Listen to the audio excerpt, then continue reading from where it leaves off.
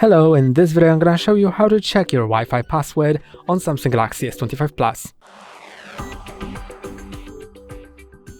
So to do it, go to the settings, then go to connections, Wi-Fi. Now click on the settings icon next to Wi-Fi, and now you can click on this eye to view your password. You need to first enter your screen lock if you have one, and then you'll see it here. You can also click on the QR code, enter your screen lock. Then someone else will be able to scan this QR code to connect to this network. So let me show you that. I'll take my other phone, just scan it, then you can click on join this network, join, and it is connected right now. So this is how it looks. And that's all for today. Don't forget to like and subscribe. See you next time.